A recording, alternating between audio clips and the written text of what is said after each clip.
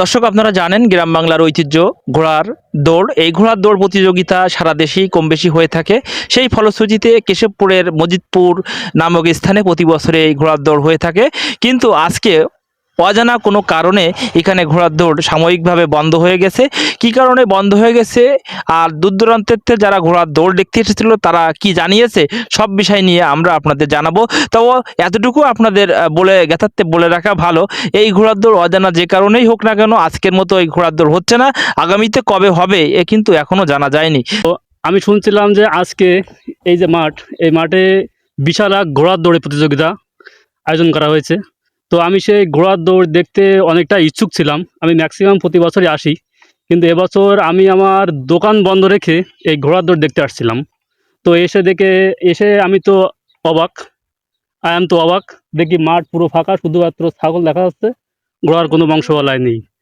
তো by the way আমি জানতে পারলাম যে আজকে ঘোড়ার দৌড় হচ্ছে না। তো আমি আসলে এটা জানতে চাই যে এই যে কর্তৃপক্ষ যারা এই ঘোড়ার দৌড় প্রতিযোগিতার আয়োজন করেছিল, কী কারণে এই ঘোড়া দৌড় প্রতিযোগিতা আজকে বন্ধ করা হয়েছে, এই বিষয়টা যদি জানতে পারতাম তাহলে হয়তো মনে থেকে একটু ভালো লাগতো। তার কারণ হচ্ছে আমি নিজে একজন যেমন দোকান বন্ধ রেখে এই ঘোড়া দৌড় দেখতে আসছিলাম।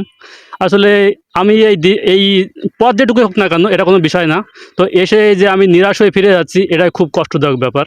তো আমি আশা করব এই ঘোড়া দৌড় প্রতিযোগিতার এই যে কর্তৃপক্ষ, এনারা যেন পরবর্তীতে ঘোড়া দৌড় প্রতিযোগিতা যে ডেটটা দেবে এই ডেট অনুযায়ী যেন হয়, এবং কোনো ব্যক্তি দূর দূরান্ত থেকে অনেকেই আসে, বিভিন্ন এলাকা থেকে আসে, তারা যেন এসে ঘোড়ার দৌড় না দেখে হয়রানির শিকার না হয়।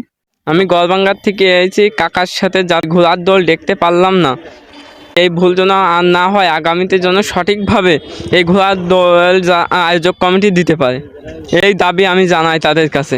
আমি মনে দেখতে খুব কষ্ট পাইছি ঘোড়ার দৌড় না দেখতে পারাতে। আমি আসি প্রত্যেক বছর দেখি, খুব আনন্দ পাই। এবছর সেইটা পালাম না, যার জন্য আমি খুব দুঃখিত। আয়োজনের করে তাদের কাছে আমার দাবি আগামীতেও ঘোড়ার দৌড় হয়। বছর এই জায়গায় ঘোড়ার দৌড় হয় এই মাঠে, কিন্তু এবছর কী কারণে হলো না এই কারণটা আমরা জানতে চাই।